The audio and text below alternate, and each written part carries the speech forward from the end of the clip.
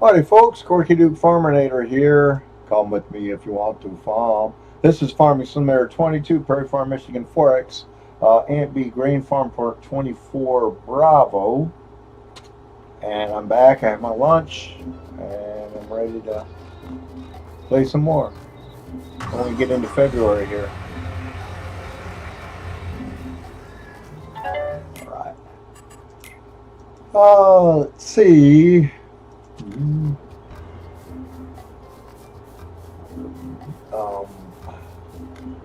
Loading up some potatoes. There we go.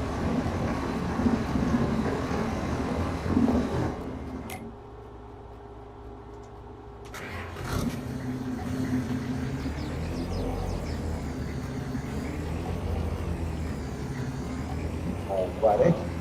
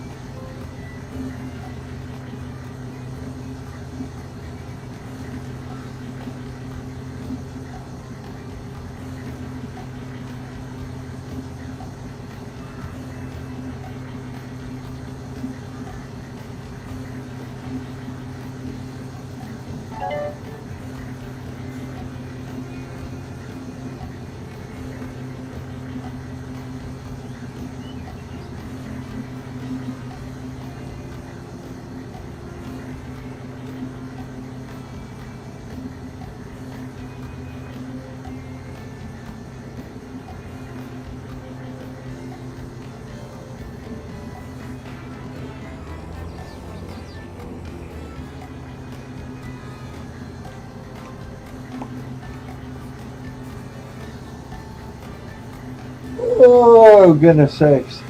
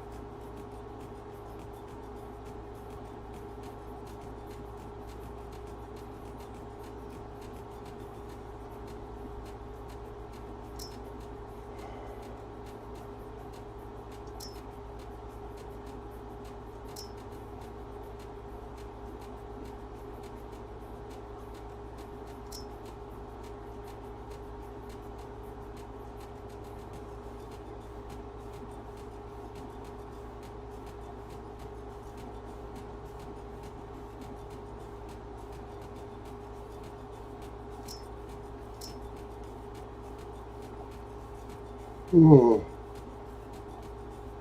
Oh, goodness sakes.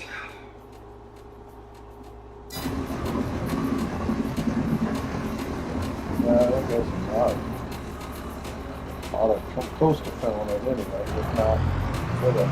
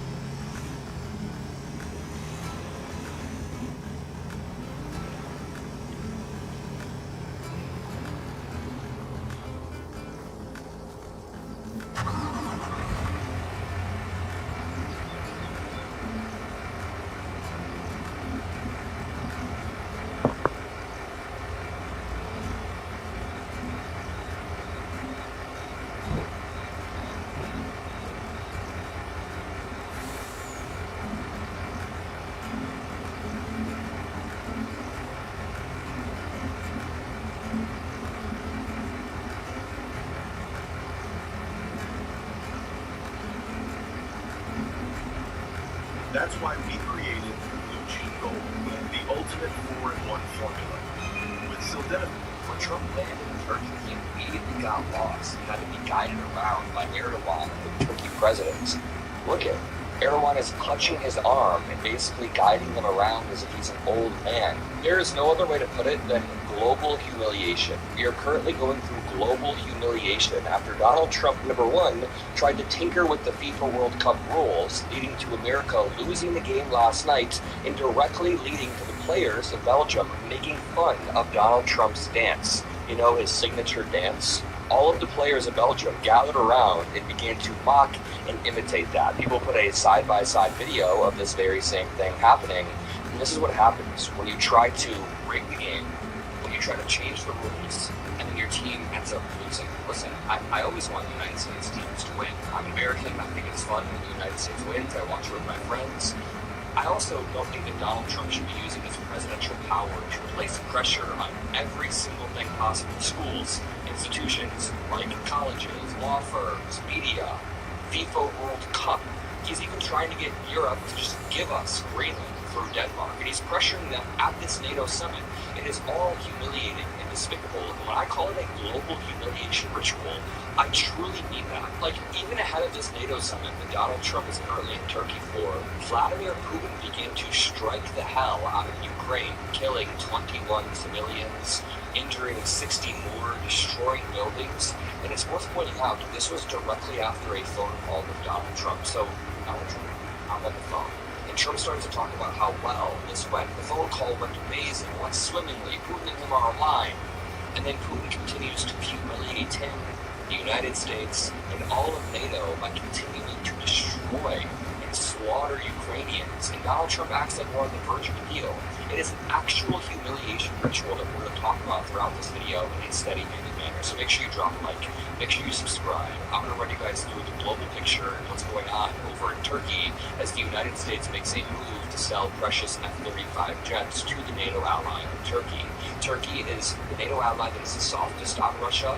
They're economically tied to Russia, and they kind of like to play both sides. They like to play like triple and quadruple sides. So even a lot of our NATO allies aren't very comfortable with giving an unreliable partner like Turkey these technical secrets that can land in the hands of China. On top of all of that, Donald Trump, before he went to this NATO summit, decided to provoke Italian Prime Minister Giorgia Meloni a little bit more by saying restraining order needed. He gets confronted about that while at this summit, but we'll get there later in the video. Let's start off with this F-35 question. If you appreciate these videos from the Adam on your feed, if you appreciate the studying and analysis, it means the world every time you drop a like, every time you hit the subscribe button.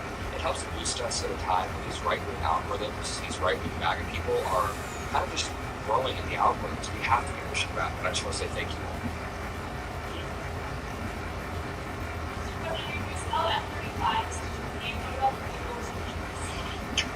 It's a decision we're going to make. We have a very good relationship. I would think that many people, I can tell you, many people, including the people sitting right here, thinks, why wouldn't we do that? We have a better relationship with Turkey, and Turkey's been in many ways much more loyal than other countries that we think would be loyal. So, yeah, something certainly we would consider. It's a great plane. It's the best, currently the best plane by far. And it's certainly something we will consider again. Okay, so he doesn't answer the question. The question is quite literally, what about the legal restrictions we have on Turkey? We have sanctions and other restrictions because Turkey still works economically with Russia. They still sometimes help Russia militarily. So it's an unreliable partner. And Donald Trump is the only person in NATO who landed and got this grand reception from Turkey and Turkey's president. The Canadian PM, the French Prime Minister, other leaders all landed in Turkey for the NATO summit, but they uniquely rolled out the red carpet for Trump because they view him as a mark. He is two things: an easily scammable target, and number two, a uniquely transactional human being who has no problem selling out our country as if it's the Gilded Age. He also refers to Erdogan as a great ally throughout this meeting, but it's just so backwards. As this account points out, no, Erdogan is not respected all over the world. He's an autocrat. regularly jails opposition politicians and journalists. Just last week, Turkey banned an American LGBTQ cruise from docking in its ports, citing family values. So, of course, Donald Trump admires Erdogan. He admires anybody who is vaguely authoritarian or very authoritarian. He likes Viktor Orban, or he liked Orban before he got beat by Machar. He likes Vladimir Putin, and he shows that every single time he talks about it. This clip is incredibly important and uniquely humiliating for the U.S. because 24 hours ago, Donald Trump was giving a presser in the Oval Office in front of a bunch of children. Now, thankfully, the children that Donald Trump was kind of speaking to in the room that you can see on the left-hand side of this clip were all sound asleep by the time we got to this part of the speech because Trump was so incredibly boring. There's actually something really cute about this on the left-hand side. This kid sleeping on like the young girl's shoulder. It's actually a really cute sight, but I'm kind of glad they fell asleep because Trump was ranting and raving about cryptocurrency and Putin during this. Take a listen. So we'll take a few questions, please. Mr. President, Vladimir Putin, shortly after speaking to you on July 4th, struck Kyiv and killed innocent civilians. Why isn't he feeling any pressure after speaking with you? Well, I think he does feel pressure. He wants to end it, and Ukraine wants to end it, and we're in talks, and we'll see if we can get it ended. It's a terrible thing.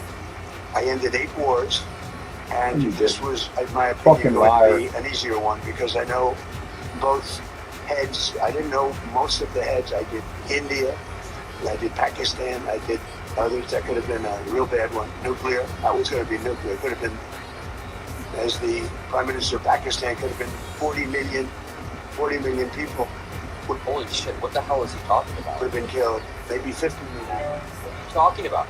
They'd shot down 11 planes. It was raging for 4 days, and I got it stopped.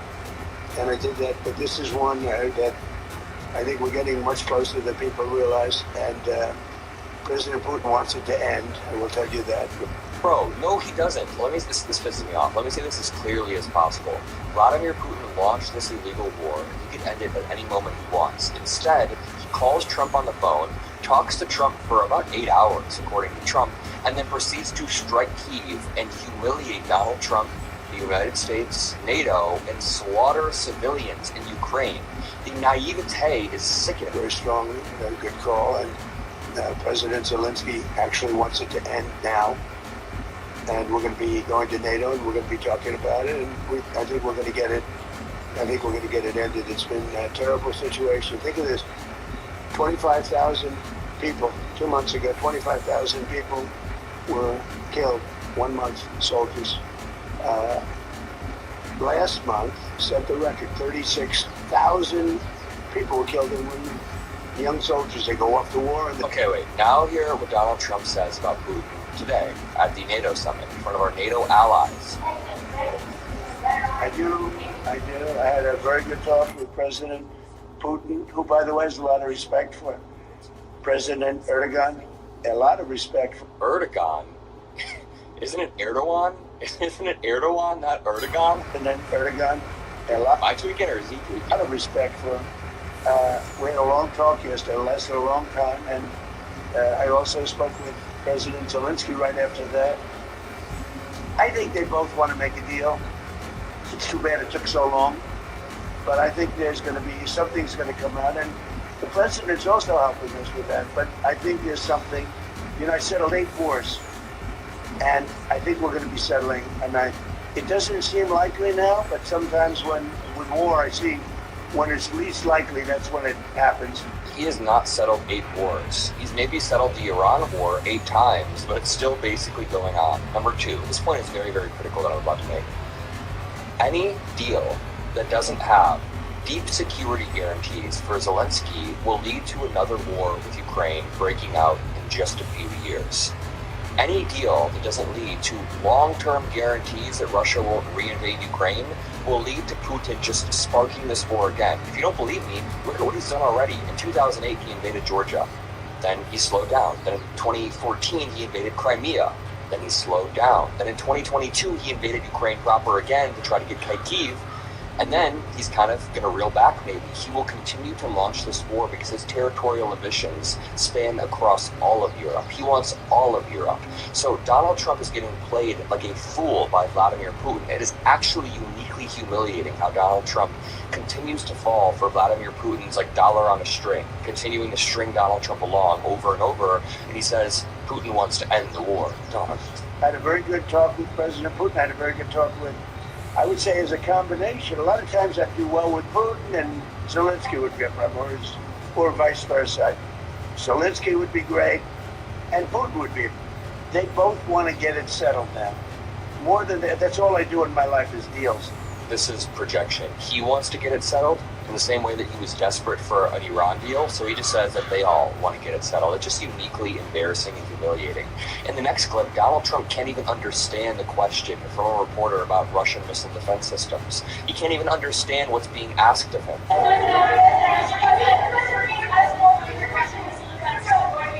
Hi, my name is MJ. My sobriety date is March 21st, 2012. The reason why we created the personalized sober collection is because if you are in recovery, your sober date is the single most important date to you.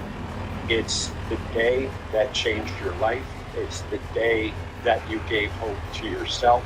It's the day that you gave hope back to your family. It is the single most significant thing you've ever done. I think now more than ever, it's critical to give people the power of hope and take away the stigma of shame. I encourage you to take advantage of the new sober personalized collection and give the power of hope to others.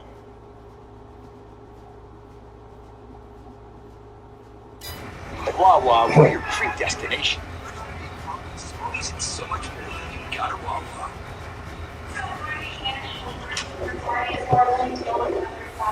What does that mean?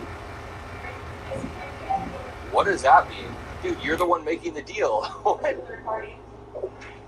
Is that not part of the deal? Third party? What is the third, with respect to what? The question is, are the F-35s going to go through a third party to get to Turkey? Are concerns about the Russian missile defense systems? Do you have those concerns about the system? Are they going I to have have no to... concerns at all about anything. I mean, he's a leader of a country that he's made a much better country, much more powerful country. And you see it, and it's beautiful. You get off the roads of your This is the President of the United States who just said, I have no concerns about anything. He has access to confidential briefings. He has experts that are supposed to be informing him. He's supposed to be analyzing the risks of national security, but he's instead saying he has no concerns at all. No concerns at all about anything. I mean, About anything? You have no concerns about anything, dog? Here is Donald Trump responding to his post about Giorgia Meloni, the Prime Minister of Italy, in person. So he's been antagonizing Meloni for probably about a month now. About a month ago, he claimed that Meloni came up and begged him for a photo, was begging him for a photo. And she came out and was like, dude, number one, that didn't happen. Number two, why are you such an asshole to all of your allies? She said it in other words. But then this morning, Donald Trump couldn't stop himself from posting this. Restraining order needed, he posted about Meloni. And then he gets confronted about this. great job. He's pulled it together. Not an easy job. He posted yesterday with respect to Prime Minister Meloni. That new social post with the restraining order. Oh, I don't know. I think she's a nice person, actually. We had a bad relationship. It became a little bad because she refused to help us. Again, I didn't put a heavy press on her, but she refused to get involved with the Hormuz Strait, or you could also say just Iran. Yeah, our allies are going to go on a suicide mission by trying to send their vessels to the Strait on some wartime mission for Donald Trump, who doesn't deserve any trust or respect. Why would you think that our NATO allies trust or respect you or want to go to war with you, bro? It's never going to happen. Right here is one of the most humiliating aspects. And just indulge me for 1 second, because I know that I'm going off on all the foreign policy stuff, but this is very, very important. Donald Trump lands in Turkey for the beginning of this NATO summit. Of course, he has to kick it off with a bunch of BS. But the most offensive part is he's kicking off this NATO summit by flirting with the idea of drawing down troops in Europe at a time when Putin's shadow is looming over all of Eastern Europe and he wants to invade more and more. We have Donald Trump saying this. He's just so soft on Putin. What did Putin tell him yesterday? Mr. President, are there going to drawdowns in Europe? Likely to announce further drawdowns in Europe? Say it. Are further troop drawdowns in Europe likely? And are you satisfied with the progress that NATO allies have Well, we're going to see. I was very disappointed with NATO. And frankly, if it weren't held in Turkey, where my friend happens to be a very strong leader, a very strong person, it's possible that I wouldn't have attended. Bruh, this guy is like a child. It's like me when I'm at prom, and I'm like, I wasn't even gonna go to prom. If it wasn't held at this place, I wasn't even gonna go. I felt I had to attend because of the fact that, I know he's gone all out. It was a big thing to have NATO come to Turkey or any place else. It's a big thing. But we weren't treated well because we did something in Iran. We don't need anybody's help. I didn't even want their help. Bro, you were just complaining that Georgia Maloney wouldn't help you. Oh my god. This is like if I went to prom and didn't have a date. And then I'm like, yeah, I didn't even want to go in the first place, but I went because it's held at this really cool venue. You know what? I didn't even want a date. I didn't even want a date in the first place. Want their help. But before I asked, they said they wouldn't be there. And we've invested trillions of dollars in NATO. Why? To protect European countries and others, Canada, etc. But to protect people, countries from, generally speaking, it used to be the Soviet Union, now it's Russia. And I say that's fine. Donald Trump doesn't have the ability to do second-order thinking, to think about the secondary results of things. It's not just that NATO protects European countries. It's that NATO protects the entire global order that allows people to thrive in liberal societies. When I say liberal, I mean societies that promote social harmony and equality and human dignity. A lot of these NATO countries that Trump is shitting on, Canada, France, Italy, the United Kingdom, a lot of them are imperfect countries. I'm not going to say that they're perfect or anything, but these are some of the leading countries in allowing, human rights and human dignity. So what we're doing with NATO is protecting that. NATO was actually created after World War II. A bunch of leaders got together, tried to find a way to stop the world from evolving into another bloody worldwide conflict. Now, Trump is starting his own isolated conflict in the Middle East, but it's worked thus far for the past 80 or 90 years. We haven't gotten into a massive global war since World War II. But you would think that they'd be very willing to do something to help us. And they really weren't. In the case of the United Kingdom, the Prime Minister, I guess he's no longer there, maybe because of this. There was a very unpopular thing he did. He said, Bro, Trump started off the NATO summit by shitting on Canada, shitting on the United Kingdom, shitting on all of our allies, and then praising Vladimir Putin and implying that NATO doesn't really need to exist whatsoever. I want to finish off with this clip of Donald Trump talking about Greenland and Denmark. He then tries to pressure the people at this NATO summit to give him dare any man over 60 to put beef tallow on his face every night for 3 weeks and not look 20 years younger and sharper. I dare you. give him Greenland. with respect to what? Well, that's what hurt my relationship with NATO. Because Greenland doesn't help Denmark. Denmark doesn't spend money to really help Greenland, but it's an important part for the United States. And it's surrounded by China ships and Russian ships. And that's not going to happen. The ships it's not going to happen. It was Greenland that, and it continues to be, that should be controlled by the United States, not by Denmark. And when they wouldn't go along with it, and with all the money we spend to help them with Russia, and we don't have to spend any money, we could remove all of our soldiers out of Europe. Because as you probably noticed, Europe's a very different place. And we don't have to spend any money. We could remove all of our soldiers out of Europe. Dude, what the hell? How is he starting off the NATO summit by threatening to remove all of our troops? Because as you probably noticed, Europe's a very different place than it was 20 years ago. A lot different, much different. It's a much different, and they better be careful. Bro. With immigration and energy. This guy is the absolute worst. I want to end this off with a clip of Donald Trump being guided around by Erdogan, the president of Turkey. It's so bad that when Donald Trump landed in Turkey, he immediately got lost and had to be guided around by Erdogan, the Turkey president. Look at Erdogan is clutching his arm and basically guiding him around as if he's an old man. He also uniquely laid out the red carpet for Donald Trump, not really for other people, because he wanted to placate Trump and get these F-35s. He then starts clapping for Trump. Dude, what is happening here? This is an absolute glaze fest, and I'm going to leave it there. If you appreciate these videos, drop a like, subscribe. I'll see you all later, and peace out.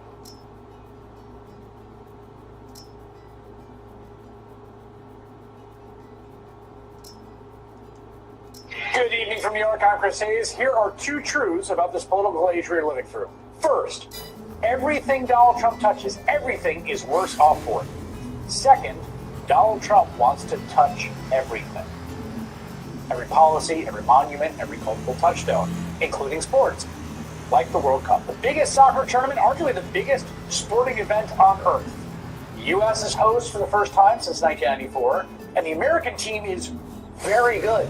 Like, genuinely excellent, and is going deep into the knockout round of the tournament, largely on the strength of their indisputable star, Brooklyn-born striker Folarin Balogun. But during a victory last week in which he scored a goal, Balogun was given a red card and ejected for a hard foul on a defender. The defender was actually challenging him, but that made him ineligible to play in tonight's elimination game. Now, lots of people argued that call was a bad one. I was sympathetic to that view. I thought it was a bad call. Ultimately, though, the ref made the call. Those are rules, and sometimes you do get bad calls. But what even is a rule in the era of Donald Trump? We now know, after Balogun's suspension, the President of the United States called the head of FIFA, the International Soccer Federation that puts on the World Cup, and after that call, the star U.S. player was suddenly eligible to play again. They cited some technical reason why, but this hasn't happened in like 20 or 30 years. His one-game suspension was nullified. The man who received the phone call, FIFA President Gianni Infantino, said in a statement the decision to reinstate Balogun went through proper channels, adding, quote, respect for... Sorry, I can't read this without laughing. Respect for independent institutions and the rule of law that protects the integrity of our competitions and the credibility of FIFA at all times. Okay, well, you may recognize Infantino's name from a decade's worth of scandals and ethics investigations, or from this event in December when he presented Donald Trump, who was very salty to win the Nobel Peace Prize, with the first ever FIFA Peace Prize. It didn't exist until that moment it was awarded to Trump.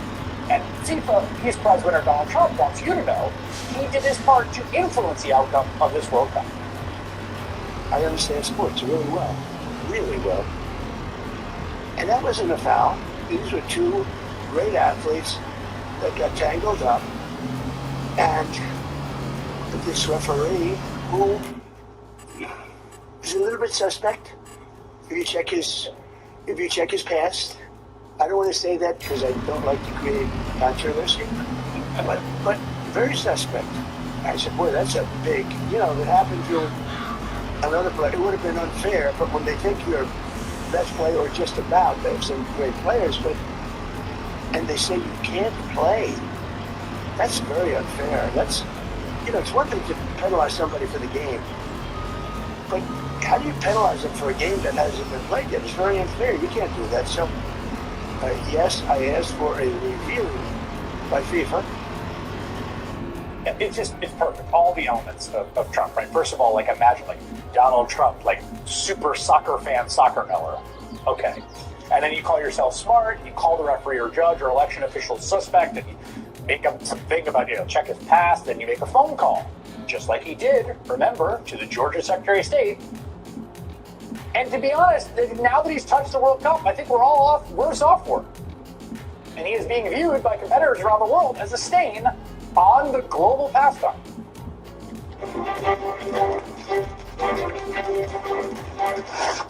It's time for Operation America 250.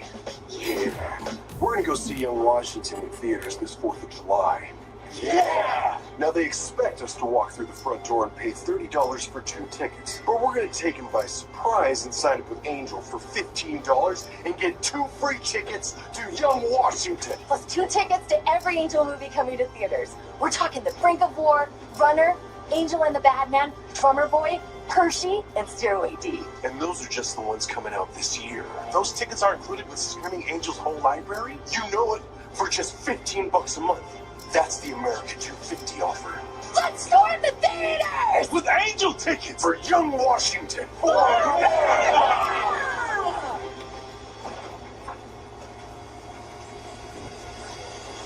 Celebrate America 250 with Angel Premium. Get instant streaming access and 2 tickets to Young Washington in theaters July 4th.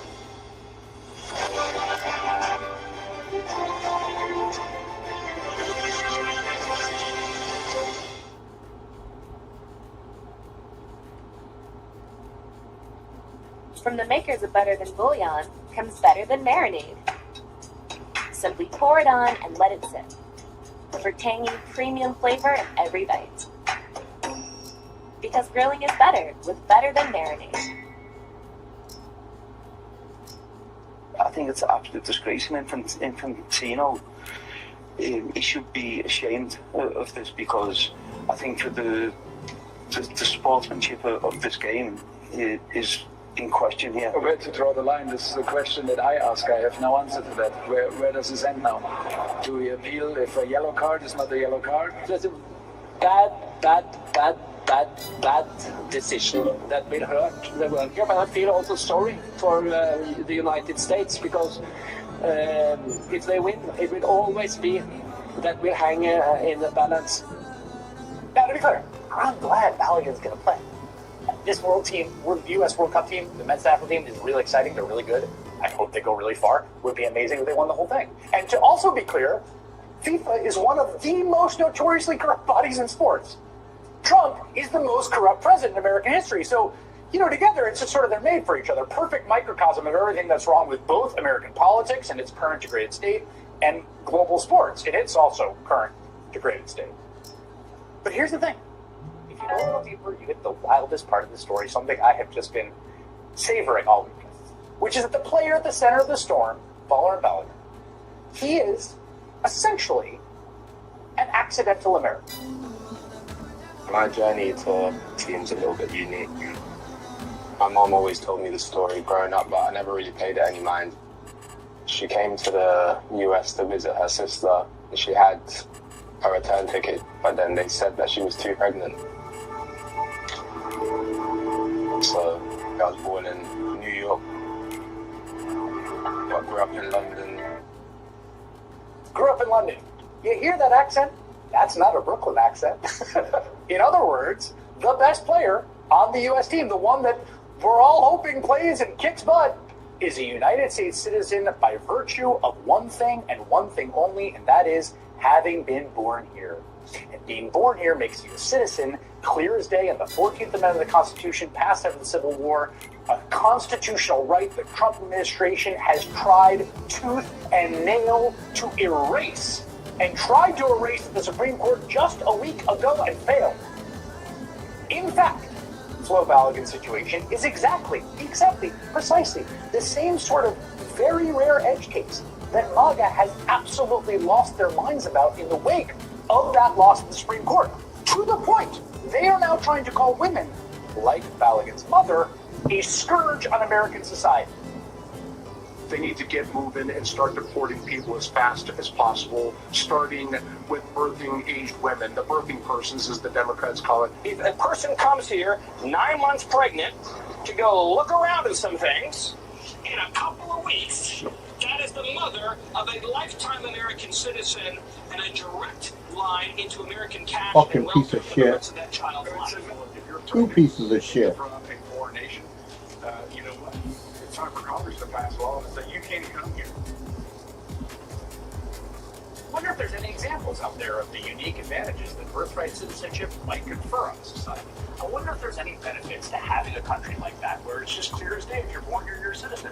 Oh, look at that! Thank you, soccer gods. Here's one right there on the soccer pitch. Flo Balogun is American, and that is a wonderful thing. But there's a deeper point here, right? Not just about the accident of his birth being here and him being an American, right? For the same reason that international players make the NBA, for instance, a better basketball league, MLB, a better baseball league, and educational and work visas mean more brilliant PhDs and engineers and doctors and caretakers and people who do hundreds of jobs that are important that we rely on. from first responders to essential workers, remember that category? Web developers here in America? Yeah. It's a simple, dumb, obvious point of what is truly exceptional about our nation. It used to be just like a cliche that we all just knew in school, but somehow has really been lost in so much of the immigration discourse. We are a nation of immigrants, we are a nation of birthright citizens, and that rules.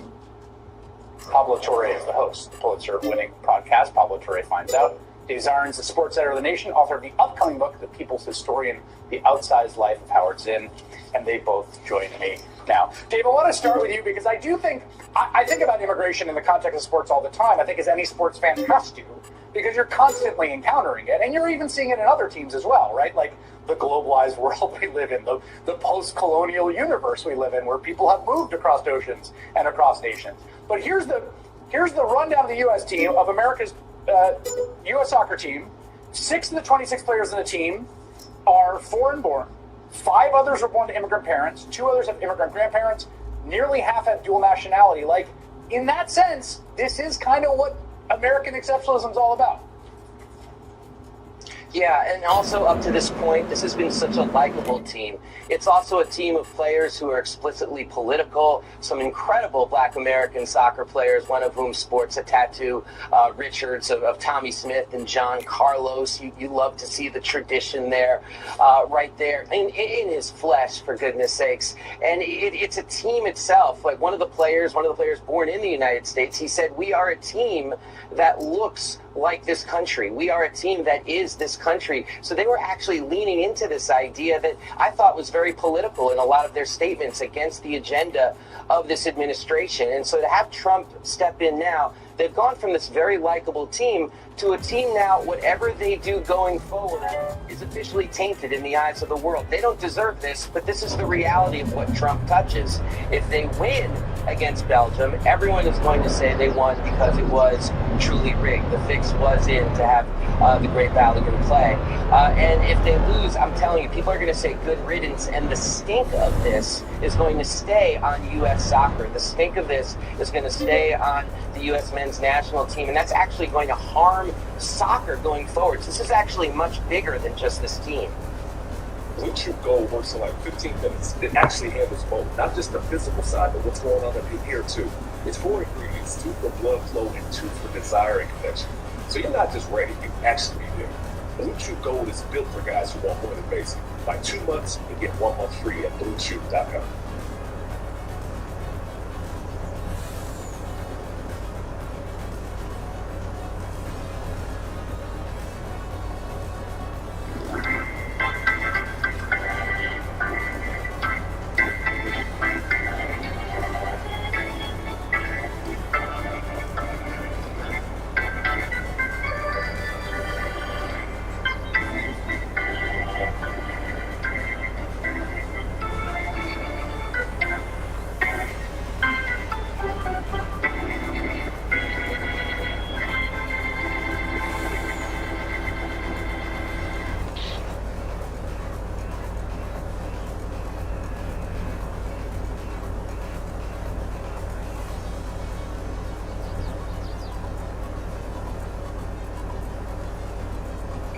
Although I think that's well taken. I would say also, and Pablo, I'm curious to get your thoughts. It's like the stink also adheres to FIFA, which just the stench is always wafting off FIFA. Like this is one of the most preposterously sort of corrupt backroom deal kind of organizations in the entire world, sports, non-sports, whatever.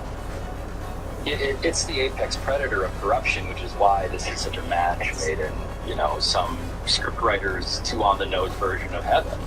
I do want to point out that there is something to what Dave is saying, though, insofar as what this administration does over and over again is not merely wear sports as a skin suit, in which Donald Trump walks around like a Men in Black alien, not knowing what a red card is, but possibly being the nation's #1 sports fan, despite knowing nothing and admitting to as much, which is just insane. It drives me crazy, actually, how he gets to get away with that credibility despite demonstrating zero awareness of any of the basic rules. That said, the other thing they do is frack sports.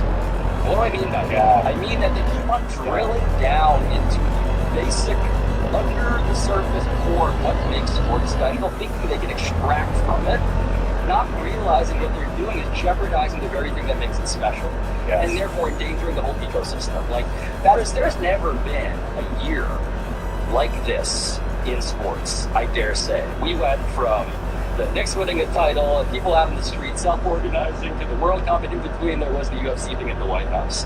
And every time I watch this story and I see Trout try to take his drill out and get money out of it, it reminds me that we're about to risk the thing that makes sports special, was a plausible integrity and a collective joy, and he ruins everything. Yeah, and remember, he did it with the U.S., the hockey team, right? I mean, like, which was a great story and a great team that had a great win, and then he makes this, like, stupid, gross, sexist joke, and a bunch of them kind of laugh, maybe genuinely, maybe awkwardly, maybe just like, what else do you do in that situation? But he introduced, like, he dropped his little bit of poison in the glass of water, and it just, like, goes everywhere. And you've also got this decision is so sort of transparent, Dave. You got Sepp Blatter, who again is like a cartoon character, right? For his life. Sepp Blatter coming out to say red cards are not overturned by political phone calls. They are overturned by rules, evidence, and independent bodies. If a Trio's president intervenes with a FIFA president, a player suddenly cleared before a World Cup knockout match, the questions are unavoidable. Hold on, FIFA. Football has never become a playground for political power. I mean, when you've got Sepp Blatter, Dave, calling you out for corruption. When Sepp Blatter has the moral high ground, you have to reassess everything about your life at that point. I mean, Sepp Blatter, for those who don't know, when he was running FIFA, was accused of money laundering, was accused of being a party to criminal racketeering. I mean, and this is the person who says, I don't know, this Johnny Infantino, this ain't great. And you know what? He's right to do it, because for all of Sepp Blatter's horribleness, and believe me, whole books have been written about Sepp Blatter and the ways in which he corrupted the beautiful game. Johnny Infantino is someone who's had more trips to the White House than any member of the Democratic Party. But that's true in terms of official White House visits. And Johnny Infantino is also someone who's on the board of peace and has pledged to spend, FIFA will spend hundreds of millions of dollars on soccer stadiums to build his vision of this Gaza Riviera.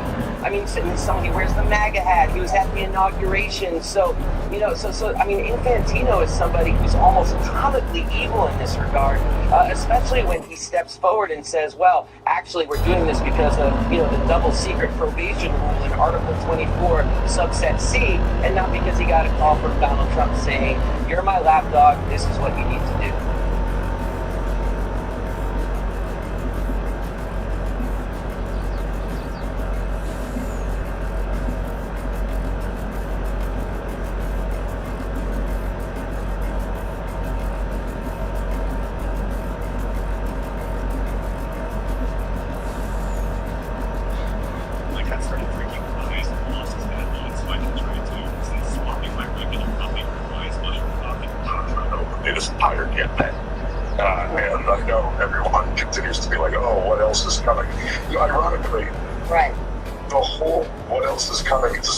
The same thing the whole time, which is I've been very open about the fact that I struggle, very open about the fact that I had a long litany of failed relationships for years because I myself was not in a good place.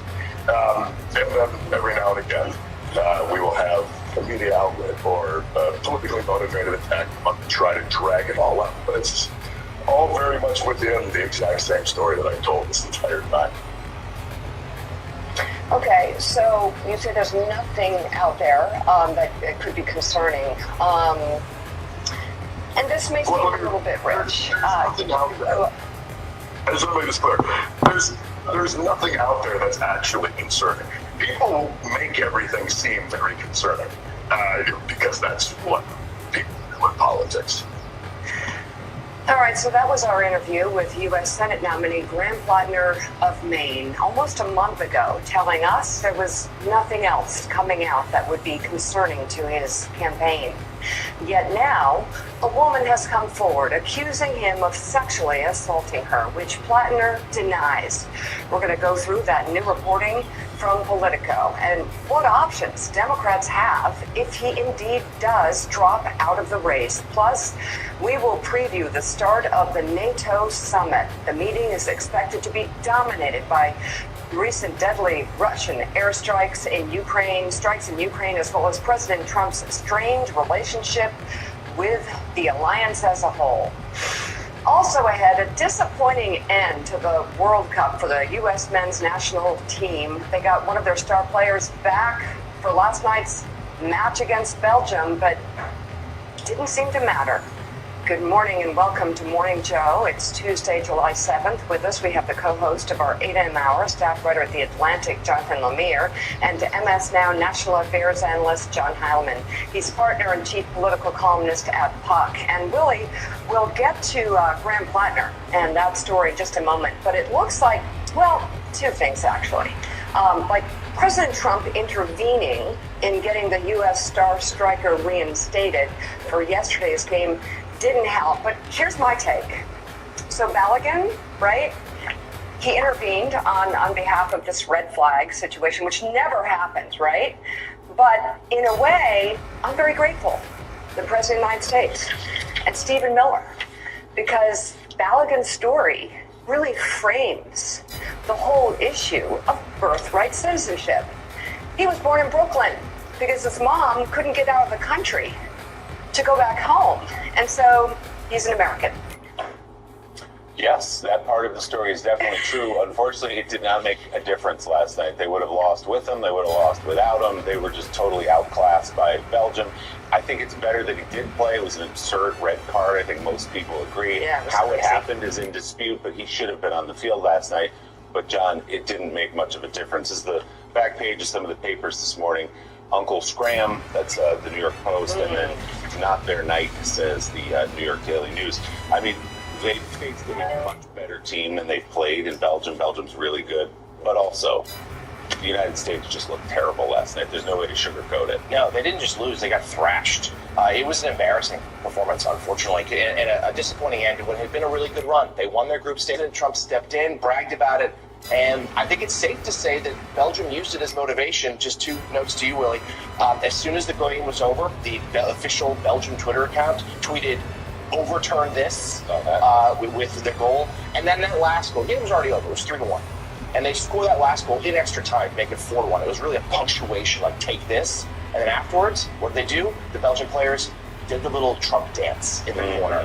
So they were clearly rubbing some salt in the wound here and thoroughly beat up a USA team, which up until this point had given us a lot of joy and hope, kept crashing down last night. It was fun, but as you say, there was expectation that maybe the quarterfinals, just as a step of progress from previous years to get the soccer in America and this team in particular over that hump. Didn't happen last night, Mika. Belgium's great, but it was a shame that the United States, which had played really well throughout this tournament, didn't really show up last night. Some questioning whether the president got in their head a little bit, because it did sort of change the whole mental dynamic around the game. And you know enough about soccer, you know that it is. And this team was on the upswing, and they were feeling the joy. We'll talk about it more with Roger Bennett. Let's get to our top story this morning. Maine Democratic Senate candidate Graham Plattner facing calls to drop out of the race after a woman accused him of sexually assaulting her. The woman, Jenny Roscoe, detailed on her allegations to Politico in a series of 3 interviews over the past 2 weeks. MS Now does not identify victims of alleged sexual crimes unless they come forward publicly. She says she casually dated Plattner on and off from 2019 to 2021. She told Politico that Plattner, in late 2021, entered her home in rural Maine uninvited and deeply intoxicated. She says he sexually assaulted her after telling him to stop. She then cut off contact with him after telling him the encounter was not consensual. Politico reports Roscoe previously described reckless and unsettling behavior by Plattner to the New York Times, but says she didn't go public with the specific assault claim because she didn't want to be known as a rape victim. She told CNN yesterday that her reasons for coming forward are not politically motivated. It's time for Operation America 250. Yeah. We're gonna go see Young Washington in theaters this 4th of July. Yeah! Now they expect us to walk through the front door and pay $30 for 2 tickets. But we're gonna take him by surprise and sign up with Angel for $15 and get 2 free tickets to Young Washington. Plus 2 tickets to every Angel movie coming to theaters. We're talking The Brink of War, Runner, Angel and the Bad Man, Drummer Boy, Hershey, and Stairway D. And those are just the ones coming out this year. Those tickets are included with Screaming Angel's whole library? You know it, for just $15 a month. That's the America 250 offer.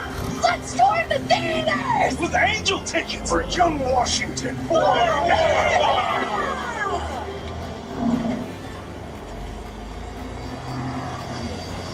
Celebrate America 250 with Angel Premium. Get instant streaming access and 2 tickets to Young Washington in theaters July 4th.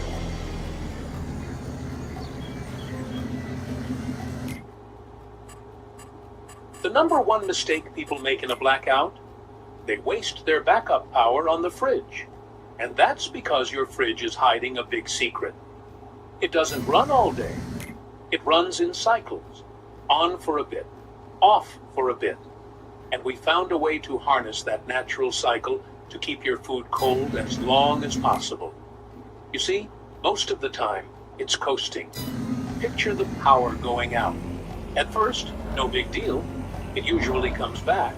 But this time, it doesn't. 1 hour, 3 hours. By hour 4, your safe window's running out, and your food is on the clock. The beef, the chicken, a week of groceries you already paid for. $500 headed for the trash bag. And the store down the road? Dark, too. Doors locked, registers dead. You can't replace it. Not for days. The fridge doesn't... I couldn't disagree more. That was actually one of the reasons that I didn't come out. Because you agree with all this. I do.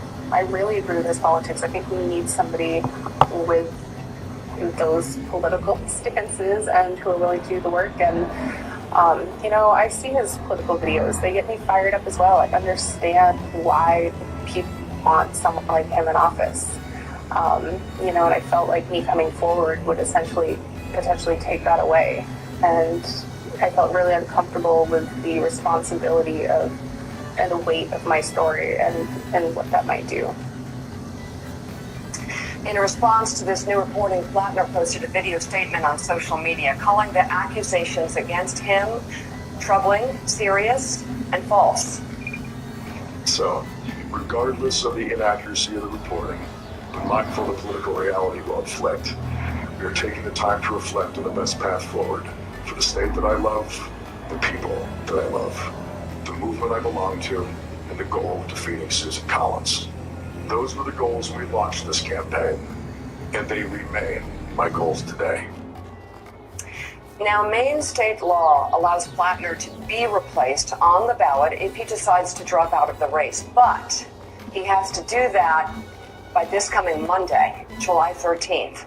The state Democratic Party would then have until July 27th to name his replacement. We're going to dig into the politics of this in just a moment, but first, let's bring in one of the reporters who broke the story of the new allegations. Senior national politics correspondent for Politico, Adam Wren. Adam, I want to get right to the questions about this, the questions surrounding this on both sides of this debate. There's not a police report, correct?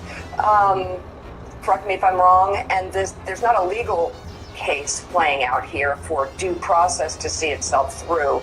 So my question to you, given the very high standards Politico has before they write something like this and publish it, what aspects of this story brought it to the level of publishable? Yeah, you're correct here, Mika. There is no police report in this case. We spent a lot of time talking to Jenny asking her for corroborating evidence. She shared that she had confided into a number of people, including her therapist, in almost real time. And we reviewed email exchanges between she and her therapist, referring to what she called this sexual assault, and her therapist sort of acknowledging that this had happened to her. We talked to people who she confided in the months after this happened. We asked her why she didn't file a police report, and she described sort of the insular nature of where she lives in her corner of Maine that she shares with Graham Plattner. And she, debated sort of how to handle this.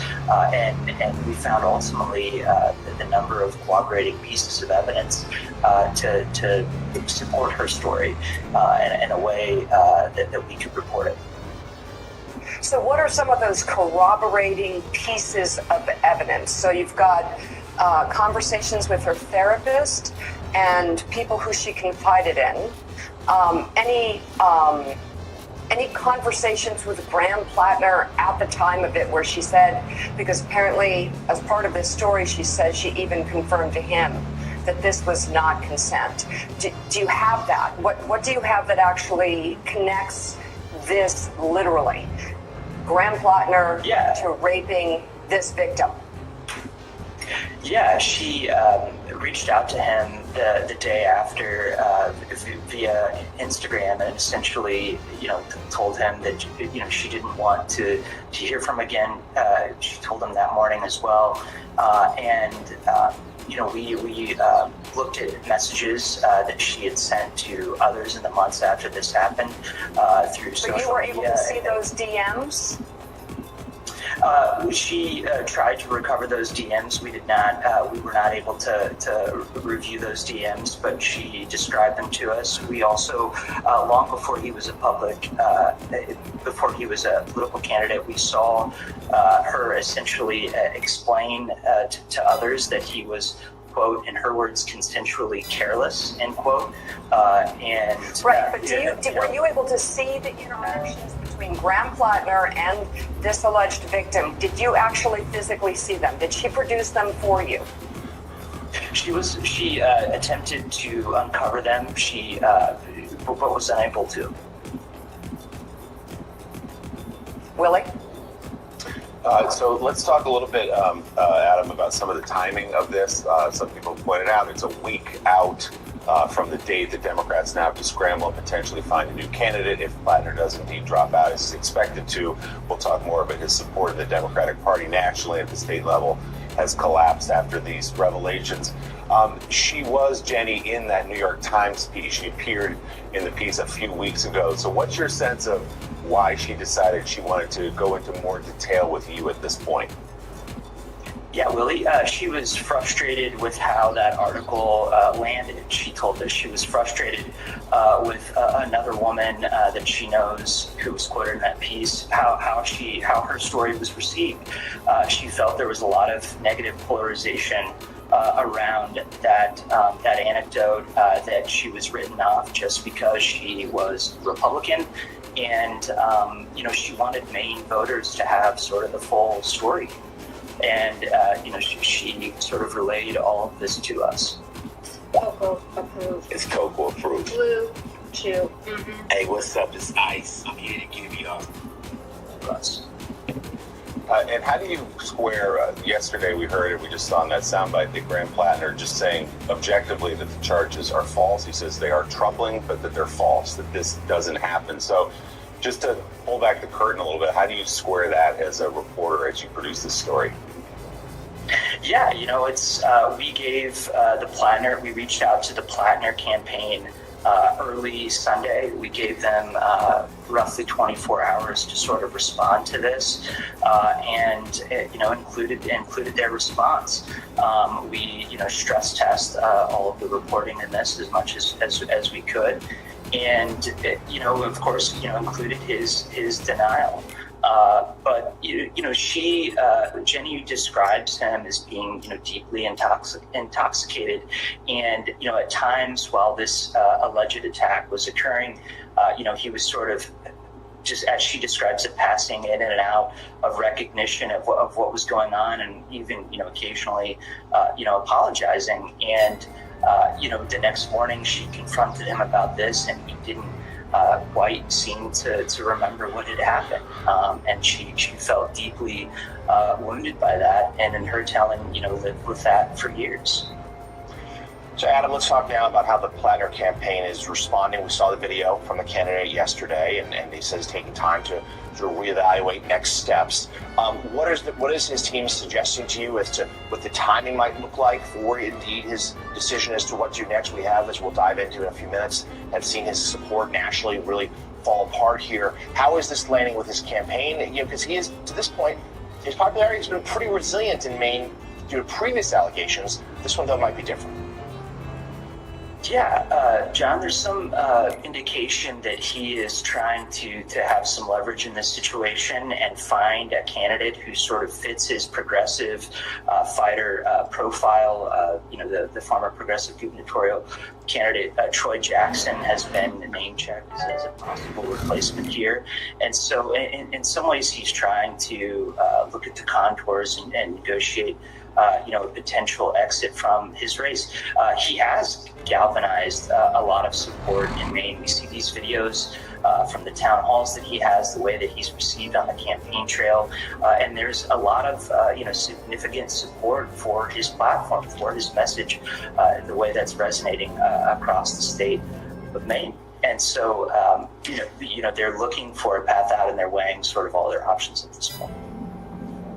So, Adam, in closing, obviously this is a huge political bombshell story, a story that probably will lead to the end of Graham Plattner's campaign.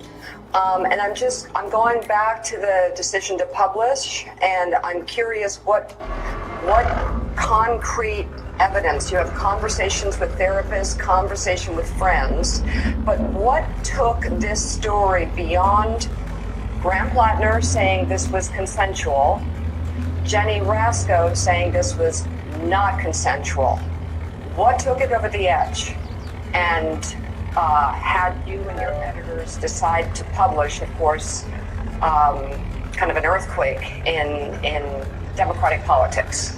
What was the piece of evidence or pieces of evidence that made you sure of this story? Yeah, I mean, long before he was a political candidate, long before much of the country knew his name, Jenny, in her telling, had confided in a number of people. We saw screenshots that she shared of messages relaying this account to others. We viewed an email response from her therapist to her, acknowledging that they had talked about this. Those are the things I said, but those are, what is the actual... Is there evidence between her and him, evidence of a crime? Because he's being accused of rape. So what put this over the edge? Because he says he didn't, and he has people on his side who say he didn't. She says he did, and there are people, but I'm trying, what's the through line? What ties this together and gives you the evidence to bring this story to the point of publishable? Yeah, we interviewed her, 3 separate times. Her story stayed consistent across those times. We talked to people who she had spoken with contemporaneously about these attacks, and all of those stories lined up and checked out. And ultimately, Politico stands by our reporting, and we talked to, people who corroborated her story largely. The new reporting is online right now. Senior national politics correspondent for Politico, Adam Wren, thank you so much for getting up early and sharing this story with us. We appreciate it. Now, top Democrats who backed Plattner through a number of controversies during his campaign have begun rescinding endorsements. Congressman Ro Khanna called for Plattner to drop out of the race last night, posting to social media, sexual assault or violence The difference against between women Democrats is a red and line. Republicans. These allegations are very serious and credible. In a statement to MS Now, Senator Elizabeth Warren wrote in part, with so much at stake, the best path forward is for Graham Plattner to step aside as the Democratic nominee and address these serious allegations outside this Senate race. Senator Ruben Gallego wrote on social media that he was rescinding his endorsement and called the allegations troubling and deeply serious. The National Democratic Party is also calling on Plattner to leave the race. Chairman Ken Martin confirmed the party's stance last night, writing, "Mainers deserve a Democratic candidate who can serve the people of their state, which is why it's time for him to end his campaign." Democratic leaders in the Senate are reportedly putting their foot down, blocking any monetary support for Maine's Senate race until Plattner drops out as the nominee. Willie, this is obviously Graham Plattner has been really talked with different stories along the way, and there are a lot of analysts who are now saying, why did it take so long? At the same time, this is an incredible moment in time to come forward, and some are questioning that as well, the timing. Yeah, and as we've learned, at least in the last decade, but hopefully far before that, it's not easy for any woman to come forward and put herself out there and put her name and face to a story like this. She doesn't want to talk about this publicly, so the allegations taken very seriously, reported out by Politico. But immediately now, you have, as you point out, 6 days for Democrats, John Heilman, to find a new candidate if Plattner does indeed leave the race, as many are expecting him to do. I mean, we could just tick through it. You've got Elizabeth Warren, one of his chief supporters. We haven't heard yet from Bernie Sanders. As of this morning, we made sure that Ro Khanna, Tammy Duckworth, Gallego, the Senatorial Campaign Committee has withdrawn its support, the Maine Democratic Party. So there's really not a whole lot left. So what is your sense of what happens here in the next few hours today?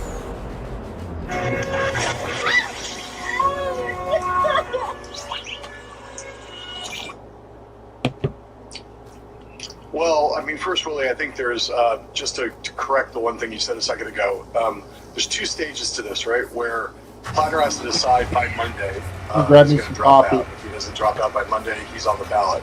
If he decides that between now and Monday, this party then has 2 weeks after that to figure out who their nominee is going to be. And there is nothing in Maine law or the way the Democratic Party works that tells them how to do that. So I think one of the questions is going to be is the practical matter of what's the process by which you would select another candidate. There is a strong sense that Graham Plattner is going to drop out. Some people think that he may drop out as soon as this morning. And that will throw it. It's a very important decision, obviously, that the Maine Democratic Party has to make. The one thing that the party has ruled out is the notion of having a kind of the party itself select someone from the closed kind of ranks of the party. They are saying that they're not going to do that, even though, again, by law they would be able to if they chose to. I think that's in keeping with a lot of the kind of sentiment up in Maine. I don't think it was the Democratic Party that was attracted to Graham Plattner's candidacy. The outsider nature of it, the populist nature of it, is probably not one that would be all that inclined to accept or rally behind a nominee that was chosen by party insiders.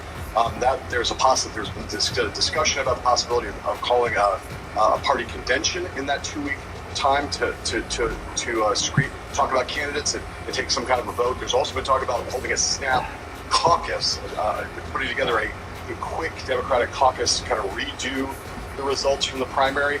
I'm not sure where they're going to come down on that. I will say, and I know there's a lot of things to discuss here, but when it comes to the timing of this story, Republicans, broadly speaking, were kind of licking their chops over the notion that Graham Plattner, looking their chops over the notion that they feel like they have very, very heavy opposition research dossiers that they were waiting for after the deadline of next Monday, where the Democrats will be locked in with Graham Plattner to drop what they think of as being very damaging material on him. I don't know what that material is, but there's been a lot of scuttlebutt about that. And so if it were Republicans who were driving the timing of this disclosure, they would have waited until after the deadline. They were very happy to campaign against Graham Plattner with the material that they feel like they have in their bags.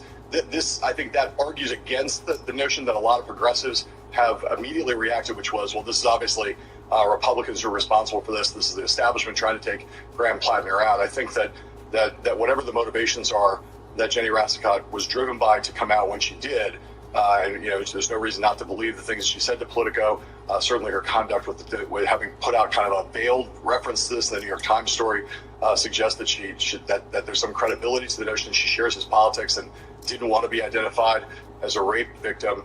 That rings true to a lot of women that I've spoken to. I don't think, though, that the argument that this is obviously a Republican, the doings of Republicans or Plattner opponents rings true again, given that if you really wanted to take him out, you probably would have let him have him stay on the ballot and then gone after him later with the material you have. And of course, there was the governor of Maine, Jan Mills, was in this race. But there doesn't seem to be much momentum there that she could jump back in. There are some other candidates, though, who have made it clear. Some state officials who have said, "Yes, I'd still like to get in this." So we'll see where it goes, Howman. But let's take a step back here. I mean, first of all, it should be noted again just how resilient Plattner's campaign has been up until this point. That it took this to finally put him, on the brink of having to drop out. It speaks to his talent, but also to where the electorate is. And it's also, though, a Democratic Party that looks at the Senate map, and 8 months ago, 9 months ago, would have been unthinkable. They had a chance to flip it. Now they really do, but it's going to be really tight, so they got to make this choice right. Susan Collins, a survivor. So just give us your sense here as to what role Washington may try to play here, whether it's Leader Schumer, how you see this playing out next couple of days and weeks. Well, Jonathan, for sure, and this is a state that people. This is the same Susan Collins that when she was first running for Senate promised to only do 2 terms. And now she's running for re-election for her 6th term. What happened to just 2 terms? Maine is almost, Susan Collins is essentially a Republican who's been a very resilient, as you say, resilient incumbent in a state that is increasingly blue. At the statewide level, and again has a Democratic governor and so on. So this was supposed to be the easiest pickup for Democrats, and so the notion that this might be in jeopardy now is something that leaves a lot of people very uncomfortable and wondering, how this all went wrong. I do think that Chuck Schumer kind of already waded into this race once in a way that proved to be very much averse to the state of mind of the electorate, because of course DSCC put all of its weight behind Janet Mills, in fact scared away some other candidates who might have been compelling candidates who might now be back in consideration. Dan Kleber, the guy who founded the Maine Beer Company, had apparently been thinking about running a kind of anti-Wall Street populist campaign, and was told by the DSCC that if he did that, they would effectively would come after him and not support him.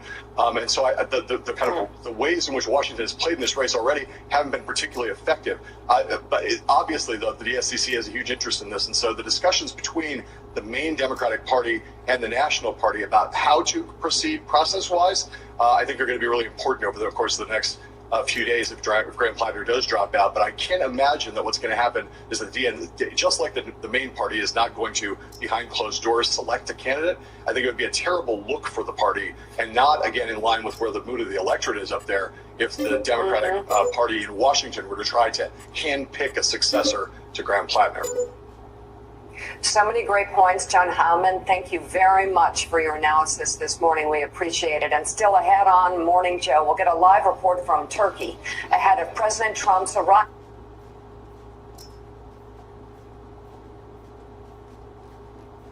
I'm going to do a challenge where I put beef tallow on my face every day for 30 days. Let's see. This is day 1. I just applied it for the first time, and my skin feels thicker and stronger and very hydrated, like my skin instantly absorbed it. I can tell this stuff is all natural. I'm already hooked. I'll update you in 10 days. This is day 10. I'm not going to lie, I was skeptical, but something is definitely happening. The wrinkles on my forehead are reducing really quickly, and my jawline is getting sharper. My entire face looks sharper and more defined, like the structure is coming back. But let's see what happens in another 10 days. This is day 20, and I'm actually...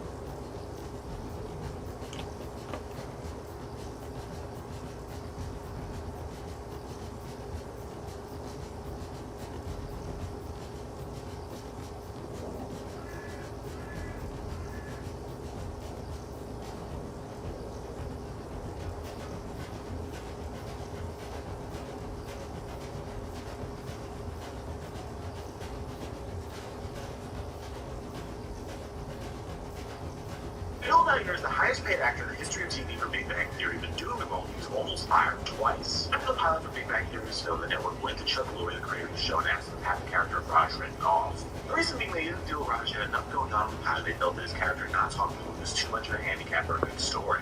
It's so bad that CBS actually fired Camille after the pilot, saying they were going to recast him with a different actor, but that pissed off the show's creator, Chuck Lorre. Chuck Lorre, who was been with CBS after creating the hit 2.5 Men, threatened to quit the show Big Bang Theory, saying he wouldn't continue if he couldn't get Camillus' casting. Now, it wasn't the only time when Camilla was almost fired, but in season 8, CBS wanted both Simon Helmer and Camilla had written off the show. The reason was that season, Jim Parsons, Johnny Levy, and David Cody were all given a raise to make $1 million per episode. At the same time, the show expanded to have Ryan Biela and Melissa Rauch join the main cast. Camilla Lear and Simon Helmer were almost written off the show because they wanted to be making. My problem with guns is I don't buy either side's arguments completely, right? So the conservative argument is that guns are written in the Constitution because the founding fathers thought if all the citizens have guns, the government wants to do what they say, or else the people will rise up and fight the government, right? Which is a legitimately great idea in the 1700s. But the problem is there's still people now hoarding weapons, thinking that at some point they may need to take on the American military. And they think they have a shot, right? And look, maybe they're right, which is why I'm proposing we test their theory and once a year have a head-to-head showdown. Yeah, that argument doesn't go anywhere until your AR-15 can take out a tank. So, yeah, the Second Amendment is very clear. Only well-regulated militias have the right to keep and bear arms, not private citizens. Members of the NRA versus, I don't know, 2 members of the military. Broadcasting on Fox Christmas Day. Like, Merry Christmas and welcome to the 2022 NRA Military Showdown. Let's go down to the field of battle, meet one of our NRA combatants. Sir, what's your name? What kind of weapon do you work with? And he's like, my name's Andy Baker, and I got an AR-15. We're a Kevlar head. No. Andy, how confident are you? Scale of 1 to 10. Fucking a million. We're gonna check into the military real quick. They got the one guy by himself in a bunker. He's like, my name's Staff Sergeant Jeremiah Walker. I'm like, Jeremiah, what kind of weapon you working with? He's like, look, I don't know if this is fair, but I'm working with a drone.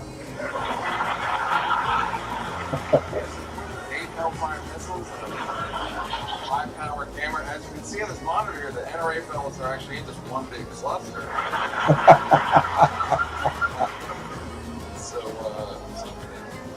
we started, all right?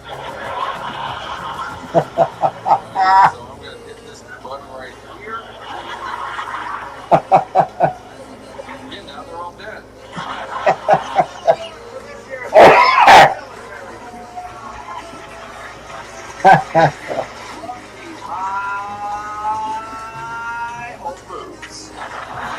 My problem with So, the 4th of July just happened, and all of the MAGA influencers were all over this platform like, yay, we're owning the libs. And it's like, they actually have no idea what the 4th of July or Independence Day is actually about. This is a liberal movement. July is when we told the British Conservative. that we're done paying taxes to your king. The 4th of July is not about celebrating Donald Trump or our government. We're literally celebrating the overthrow You know what else is a liberal movement? Working 5 days a week and getting the weekends off. Anybody wonder and why those of us overtime on pay? the left Because they didn't get that in the beginning of the 20th century. You work 6 days a week, 12 hours a day. is so No incredibly time and a half for over But 40 yeah, hours. keep None of your that shit. videos to You work Bruce 6 days a week, Springsteen's Born 12 in the hours a day. USA. Monday through dare you. Saturday. So The only day off the you got 4th of was July Sunday. just happened, and all of the MAGA And no influencers were freaking all over overtime this pay. You do platform, not get like, time and a "Yay, half we're after owning the 40. libs." And it's like they actually That have was all liberal no movement, idea progressive. what the 4th of July or Independence So unless Day you want to go is back actually about. to working 6 days a fucking week, July 12 hours a day, shut the hell up about owning the We're libs. done paying taxes to your king. The 4th of July is not about celebrating Donald Trump or our government.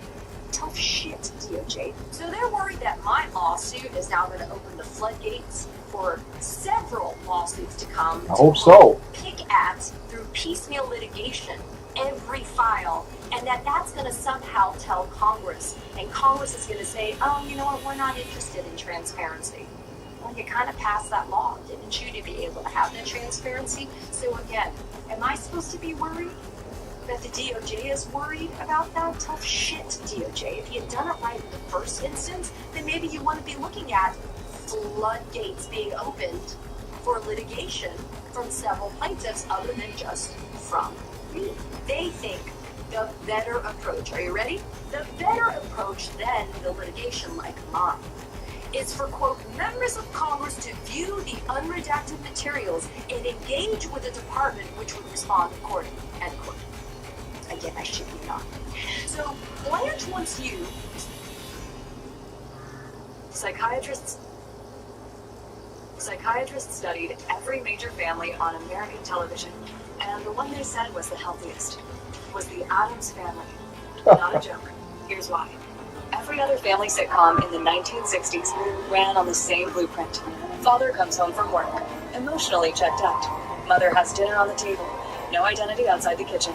Children are expected to be quiet, tidy, and normal. It looked perfect on the surface. Underneath, it was a masterclass in suppression. Nobody said what they felt. Nobody was allowed to be different. And the marriage, if you could call it that, was cold, formal, and about as romantic as a filing cabinet. And then there was Gomez Addams, a man who, the moment his wife said a single word in French, would grab her arm and kiss his way up it, like he just won the lottery. Who told Morticia she was beautiful every single day, without irony, without awkwardness, without needing a special occasion. Morticia, for her part, had opinions, passions, a full inner life. She wasn't there to serve the plot. She was the plot. John Astin, who played Gomez, said it himself. Psychiatrists who wrote about the show thought we were the healthiest family on the air. And when you break it down, it makes complete sense. 1. Unconditional acceptance. Wednesday's morbid obsessions, Beaksley's love of explosives, never treated as problems, celebrated as personality. 2. An openly passionate marriage. At a time when TV couples slept in separate beds, Gomez and Morticia were visibly, extravagantly in love. 3. The whole community raising the kids. Grandmama, Fester, Lurch, nobody in that house was alone with their problems. 4. They didn't need the world's approval. Neighbors feared them, guests fled, they didn't care.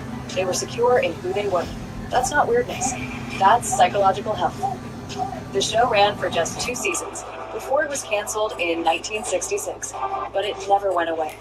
6 decades later, Netflix's Wednesday became one of the most watched series in the platform's history, because what the Addams Family offers never gets old. A place where you are loved exactly as you are. Psychiatrists studied every major family on American television, and the one they said was the healthiest was the Addams Family. Not a joke. Here's why. Every other family sitcom in the 1960s ran on the same blueprint. Father comes home from work. How to check if you've been hacked? Actually, it's pretty simple. The fuel source before we run out of it again. Commander, with all due respect, we cannot risk the lives of our people on luck. All the fuel we need is right there at that base. Come on. And we have 2 full battle stars to hit them with. And what do you think would happen if we left our fleet of civilian ships unguarded while we went out to conquer a planet? We can be in and out before they know what to do. Commander, we have been dogged by Cylon base ships ever since we left our star system. They strike without warning. They could be massing for a strike even as we talk at this moment. I think it's possible. But I prefer to deal with the problem, and the probabilities are, because of our combined strength now, that we can achieve our first clean victory since we lost the war. I'm not interested in victories. I'm interested in saving lives. What few of them are left. I'm sorry. Colonel, carry out the task of distributing the Pegasus fuel throughout the fleet. The fuel source before we run out of it again. Commander, with all due respect, we cannot risk the lives of our people on luck.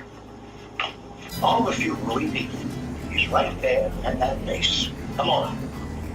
And we have 2 full battle stars to hit them with. And what do you think would happen if we left our fleet of civilian ships unguarded while we went off to conquer a planet? We can be in and out before they know what to do. Commander, we have been dogged by Cylon base ships ever since we left our star system. They strike without warning. They could be massing for a strike even as we talk at this moment. Anything is possible. But I prefer to deal with the problem, and the probabilities are, because of our combined strength now, that we can achieve our first clean victory. Con Air hit theaters exactly 1 year after The Rock. During its opening weekend, it knocked Steven Spielberg's The Lost World out of the #1 spot. Then, just 2 weeks later, another Nicolas Cage action movie arrived, Face Off. For a brief moment, 2 different Cage action films were sitting in the weekly top 5 at the same time. Con Air hit theaters exactly 1 year after The Rock. During its opening weekend, it... Hey, what for God's earth is today? Fallen tree, I believe, son. Well, how do you expect to win a battle if you can't even defeat a tree? I have. You better sit down for this one. We now have the last-minute response by the Department of Justice most senior leadership in the case involving Katie Fang, journalist, versus Todd Blanche, the Department of Justice, in which Judge Sullivan granted a preliminary injunction and required either that more Epstein files be produced, including a redacted draft complaint listing co-conspirators and information about a torture video and other information, or else they needed to show cause why they couldn't provide it. And Stan Woodward, who used to be the co-conspirator with Donald Trump's defense counsel in the Mar-a-Lago case, now effectively the #2 of the Department of Justice, has wrote in to file his response. And sort of buried in it at the end is a number of very, very unscrupulous, underhanded comments and arguments that attack victims, but in one person in particular has a big problem. You better sit down for this one. We now have the last-minute response by the Department of Justice most senior leadership in the case involving Katie Fang, journalist, versus Todd. It's all to show the country the art of the possible. When you create an open source platform, anybody can give to anybody. These accounts have a QR code in them, and somebody sends you the QR code and you just double click on your phone and money goes into the account. Thank you to Joe Gebbia and the National Design Studio for their incredible work on it. The dark secrets behind the 10 Commandments. Comments when you ask ChatGPT to erase your entire digital. I had hoped that after moving to town, you would have taken that heat. Were lost federal troops in the north. Couldn't bring sufficient artillery to bear on that hill. General, do you think you could attack on your flank in the morning if you looked over the ground yourself from a distance on? I do not think we should attack this point. Our troops have marched hard and fought hard today. I suggest we hold here while the rest of the army attacks the other flank. Do you think an attack on your flank will succeed? I think it would be very costly.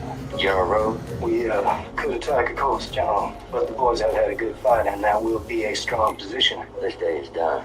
You know, General Longstreet proposes that we move our army around to the right and flank the federal army. Move this entire corps in the face of a fortified enemy. And yet you tell me that you cannot attack in the morning? Gentlemen, if we do not withdraw, and if we do not maneuver in the face of the enemy, then we must attack. Is there any other alternative? General Hill? No, sir. Very well. Thank you, General. I had hoped that after moving to town, you would have taken it. My husband still makes me feel like it's our honeymoon. Repeat my command, so we don't know what this message means. Our target package could have changed. You repeat this order, or I'll find somebody who will. You relate to your position. Cobb, remove Mr. Hunter from the control room. Get Lieutenant Zimmerman here right now. No, sir, I do not concur, and I do not recognize your authority to relieve me under command of the Navy regulations. Cobb, arrest this man and get him out of there. Under operating procedures governing the release of nuclear weapons, we cannot launch our missiles unless both you and I agree. Cobb, what are you waiting for? Yes, sir. This is expressly why your command must be repeated. It requires my assent. I do not give it an order. You continue upon this course and insist upon this launch without confirming this message first. I will be given them all by the rules of precedent. Captain, commanding officer, regulations. I order 8.1.6 on the Navy regulations. I say again, leave. I order you to place the FO under arrest on a charge of mutiny. What if he doesn't fucking leave? I know most of you thought that because now it could happen because we don't know how government really works. stuff, but clearly none of them weren't bendable or completely eradicatable. Is that a word? There doesn't seem to be any rules. There was all these norms, which are basically just sort of like, you're going to do the right thing, right? Yeah, no problem, don't worry. What is that? I was on stage and I asked that question because it looked at me. And I'm wondering if what it goes with. There'd be anarchy in the streets. I was thinking, like, in this country, I don't think so. I think what would happen is 3 days into him not leaving, people would be like, is he still there? This is so weird. It's so weird. I know, it's fucked up and weird. Totally fucked up. So you've made some news. The dark secrets behind Vatican II on the moon. Here's some fun facts about the American Civil War. Most of the battles in the eastern period of the war were fought mostly in the span of about roughly 100 miles of terrain between Washington, D.C. and Richmond.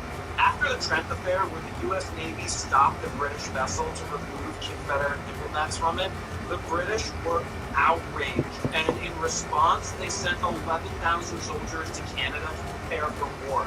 But cooler heads prevailed, and this didn't lead to conflict.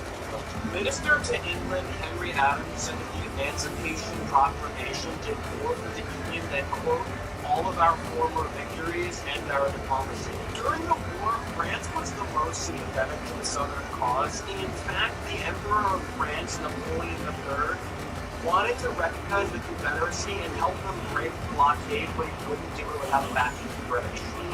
Here's some fun facts about He thought nobody would find his old tweets. Then Senator Whitehouse pulled them up one. How many times does he liberal have you found? BLM riots, disavow all the violence and blah, blah, blah. And then you talk to conservatives about January 6th. That's the whole thing. January 6th. Oh, like conservatives disavow January 6th? Wait. First off, there's an entire cultural machine that has lied. There's an entire cultural... real time, that's it. Right. That's why conservatives deserve absolutely zero sympathy for anything that happens as a result of their rhetoric. That's it. It's so easy. Like, it's so simple. How many times does he live? Well, Donald Trump's possible. Yeah, that lie that the FBI was in the crowd and stirred up the trouble on January 6th. Whose FBI was it? That was Trump's FBI. He was the president. He was in charge of the FBI. So that's a stupid argument to be making.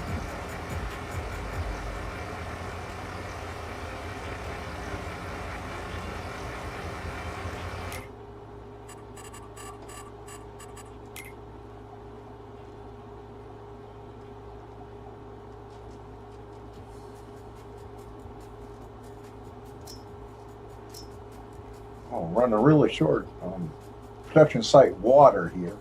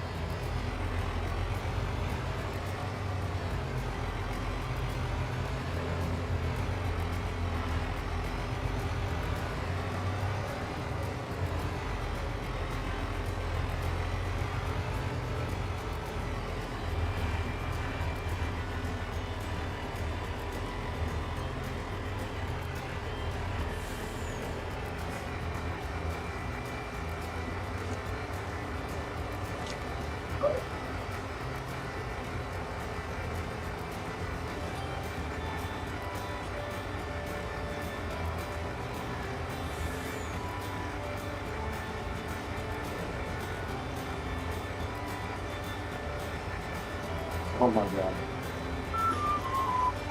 The stupidity. America doesn't have a health care problem, huh? Really? Number one cause of bankruptcy in this problem is because of medical bankruptcy. Number one, no tax on tips. Number two, no tax on overtime. Number three, no tax on Social Security. I love the way he shut the border down. We cannot have a country with open borders. We never did. Okay.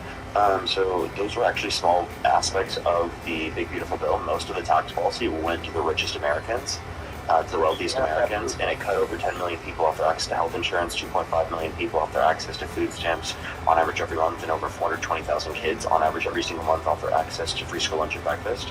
While adding $3.4 trillion to the debt.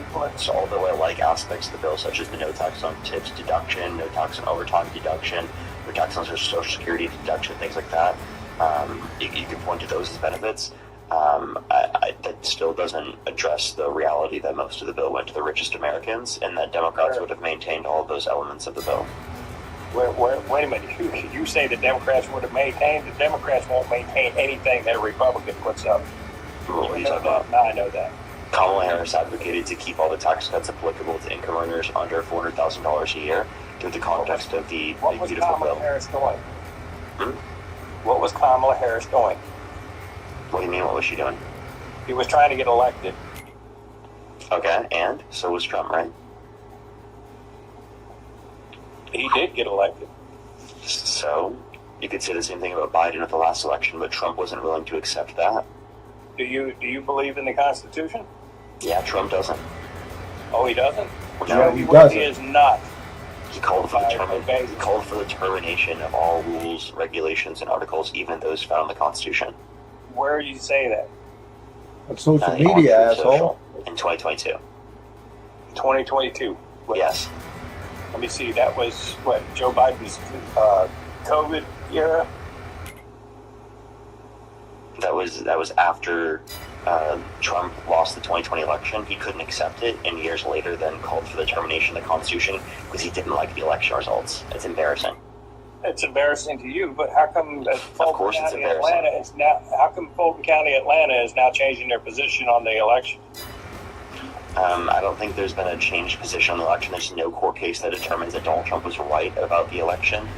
Every single court case has indicated he's wrong. Every single audit has indicated he's wrong. There's literally no supporting evidence that is solid in support of the idea that Donald Trump won the 2020 election.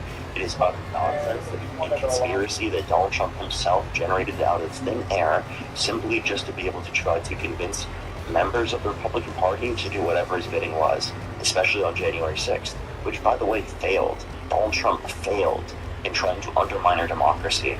And yet you're sitting here still defending him after that point. What? Are you saying he caused January 6th?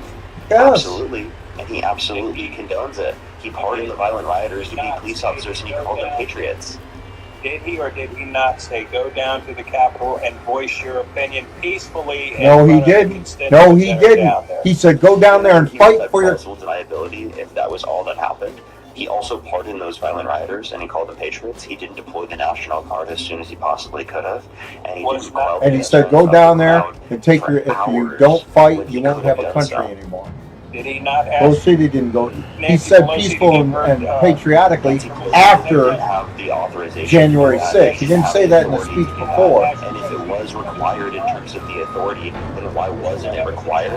But then why wasn't it required when Donald Trump was sending the National Guard to D.C. when he's president under this administration?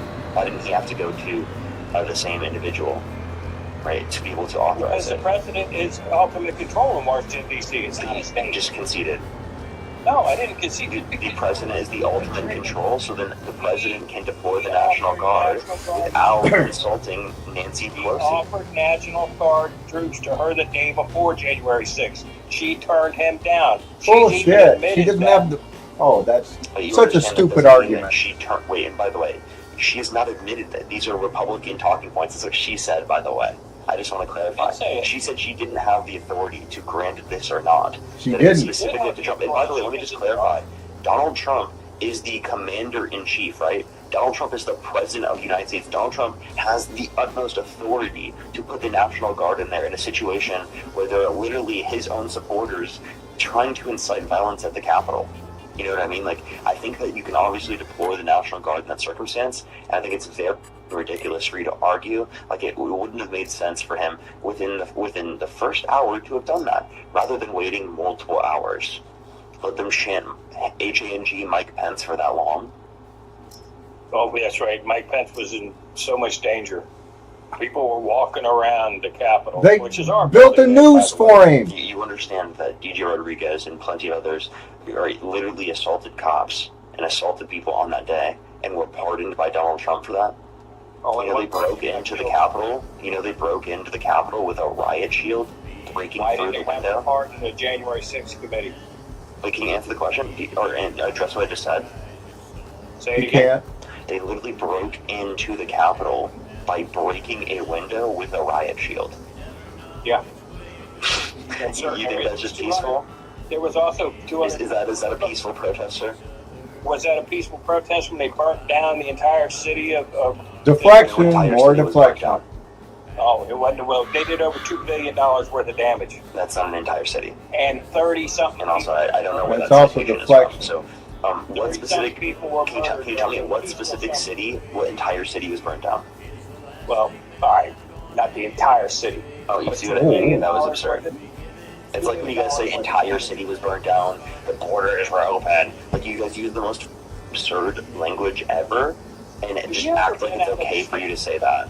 Have you ever gone anywhere? Haven't gone anywhere. Where? Do you go out of your state? It's pretty upsetting when more deflection. you pay for a certain amount of get ready for it. And the upload speed doesn't. Yes, I've been out of the country. I grew up in Iowa. I've been out of the country as well. Where to out of the country? Why do you want to know? Can you tell me every country, every single state, every single city that you've been in your life? No, I'm not going to tell you. Why are you asking me? It's not 20 questions, sir. Yeah. Well, because you act like you know everything, but you don't. I don't act like I know everything. I'm just talking about what I do know. Why did they pardon the January 6th committee? Why was there 240-something undercover FBI? Trump's FBI, by the way. Yeah, no shit. It's FBI under whose control, sir? Yeah, it was under Trump. How many? Okay, so his own FBI conspired against him. So then, explain to me why he pardoned them. He didn't pardon anybody in the FBI. He fired a few of them. Wait, so then the FBI wasn't involved in January 6th because he pardoned everyone at January 6th. No, he pardoned the people that he pardoned everyone. He pardoned everybody that was mostly peacefully protesting. No, he didn't. I had to say mostly. No, he didn't. Like all your people. Sir, DJ Rodriguez He pardoned drove a seven everybody. on the neck of Officer Fanone. You know that, right? Like, there were countless individuals that assaulted cops on that day, were convicted of it, many of which pled guilty. Yeah, they did. And they should have. They went to prison. Most of them went to prison without even due process. Bullshit. That's why they were. No, they did not. Yes, they Oh, did. shut They up. were convicted. Hang up on this asshole. Solitary confinement. If They he did can't not argue give due honestly, process. hang up on him. Sir, right? I literally went through this with someone yesterday. Yes, they did go through due process. They were convicted. Like I said, you have an answer. Do you know what due process means, sir? And also, by He the way, doesn't. when were Trump supporters the proponents of due process? Really? I thought you guys were the ones undermining our Constitution, due process rights for people in the country. You don't think everyone within the jurisdiction of the country is granted due process rights? Do you even know what the Constitution is? Yes, I do. Okay, how many amendments are in the Constitution, sir? Enough. Enough. 27, asshole. 28, I believe. No. 27. You're close. You're close. Okay, so what do you know about the Constitution that I... And then ask him what an amendment is. That Trump has not gone against the Constitution. Bullshit. He has. He's Every fucking day of his administration he's gone against the Constitution. Even those federal Tariffs? Constitution, he's violated the First He doesn't have the right to raise tariffs. The Second Amendment. He's violated the Fifth Amendment. He has violated the Second Amendment. How? How? He's tried to strip away guns access for trans Americans. If you've got a mental problem, you can't get a gun. No. Oh, yes, it is. No, it's not. Yes, it is. And also, just a real question. Do you think that people specifically who have anxiety shouldn't be able to get access to their Second Amendment rights? I think if you have to go through mental problems, you should be questioned on your Second Amendment. I'm just asking, do you think people with anxiety should be able to get access to their Second Amendment rights? Do you think that only one anxiety is You out won't there? answer any questions. I'm Typical. just asking you a simple question. Do you think people with anxiety? Do you think people with anxiety? You anxious? Sir, I'm asking you. Do you think people with anxiety should be able to get access to their Second Amendment rights? I'm just asking a basic question. I don't think anybody with anxiety should not be able to have their Second Amendment rights. Okay, if you have anxiety, you can't have your Second Amendment rights. It's about anything. Okay. So if you have mental problems, do you think men who wear makeup have mental problems? Do you think men who think they are women? Wait, hold up. Can you listen? Do you think men who wear makeup have mental No, problems? I'm not saying about the makeup, and I've seen all kinds of people dress up in makeup for different parties and different things like that. When you sit there and tell me that you should be treated as a woman, that you should be allowed in female locker rooms, Like Donald Trump said? Issue. Wait, do you want to hear this real quick? Take a listen to this real quick, because you say that you have a problem with that, but then let's see if you actually do real quick. Just take a quick listen. Talk about mental problems. This is a mental problem right here. To do that. So you have done that. I'll tell you the funniest is that I'll go backstage before a show. Yes. And everyone's getting dressed and ready and everything else, and no men are anywhere. And I'm allowed to go in because I'm the owner of the pageant, and therefore I'm inspecting it. I'm inspecting. I want to make sure that everything is good. You're there. Yeah, the dress. Is everyone okay? They did it with no clue. Is everybody okay? And you see these incredible looking women, and so I sort of get away with things like that. What are your thoughts, sir? I don't like it. Would But you'll still vote for it. Now that you've heard this? Well, I'm sorry. You can't say you don't like it, but you'll vote for it. Called a contradiction. Weren't you just casting stones towards Democrats? Mm-hmm. They cast them first. And you still haven't answered why Deflection, they had to pardon the deflection. Since you've cast stones towards me. January 6th committee. Wait, sir. So are you saying because someone else cast stones, that means you can cast stones? I didn't say I was perfect. So couldn't Democrats use that same justification and say that Republicans did it first? Now you know why we're in the position we're in. Because always a everybody's Democrat's doing fault. nothing to solve anything. They're just doing shit to cast stones at everybody. Almost. Nothing good ever ends with almost. You know it's a And cult neither should when you. Trump can say anything That's he why we wants, created and all his Blue followers Chew Gold, believe every word he the says. ultimate 4-in-1 formula. Cult. With sildenafil Man, for I'm strength, gonna have to shut this down. I'm tadalafil getting for power, thunder out plus here. apomorphine I had to go for check spark on the desire, storm, and see how bad it oxytocin is to and how deepen close. connection. Because I'm hearing the thunder. difference between almost and unforgettable is everything. Blue Chew Gold, never almost.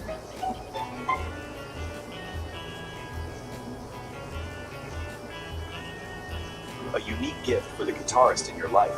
This is the Guitar Studio Rock Glass. It's custom engraved with their name, featuring a stunning 3D studio design. Order the perfect personalized gift now.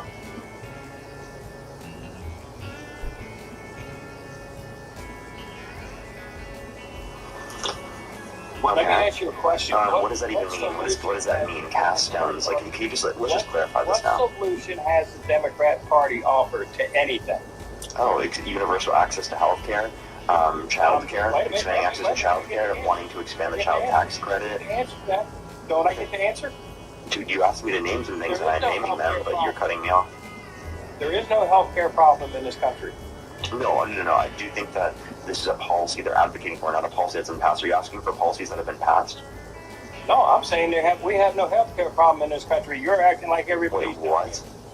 Wait, 45 to 68,000 American lives are lost every single year due to lack of health insurance. The number one leading cause. Can I please finish? The number one leading cause of personal bankruptcies is the lack of ability to pay your medical bills. Okay, 130 million Americans struggle with medical debt in this country. Okay, we spend it twice as much per individual within this country on healthcare expenditure, and have the worst average health outcomes comparative to all the other almost all the other OECD countries. So it is ridiculous that we live in the current system of healthcare right now. To say that we have no problems is so devoid of reality and out of touch. No, it's not that we don't have problems. It's my point is Obamacare was supposed to take care of all of that. No, that's why y'all forced it and mandated it on the United States when they should have never been allowed to do that. Yeah, so you understand that like Obamacare was a compromise because of the fact that Democrats didn't have enough votes in Congress in order to be able to get a sort of multi-payer public option fully passed through the context of Congress. What compromise was that? What compromise? Yeah, because not one Republican voted for Obamacare. Not one. I understand. But you understand that there were Democrats specifically, right, that are disagreeing with it, right, and that you need enough Democrats to be able to vote for this legislation. So the fact that there is the existence of those specific Republicans, right, then limits the ability for them to even do so in the first place, because that's a huge portion of the party, and they get to negotiate with the most moderate members of the Democratic Party for all of these different types of elements. Yeah, it's storming out there. It's applicable to all individuals and taking care of everyone. So you got it passed. And who? Yeah, I understand, but you're not understanding the conditions that it doesn't actually meet all of the So it's 10:40. I'm going to shut down because it's raining and we got thunderstorm. And you passed that bill. Hopefully, I can start up again when the storm dies down. If it does, see who this is. Hello.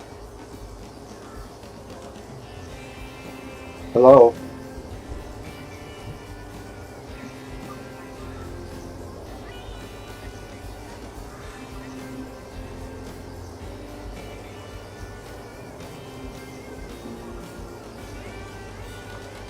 All right, it's 10:14, February 2nd, first year of this map. This is Farming Simulator 22, Prairie Farm, Michigan 4X, A&B Grain Farm, Part 24, Bravo. Thanks for watching, and we'll see you all later. Y'all take care. Bye.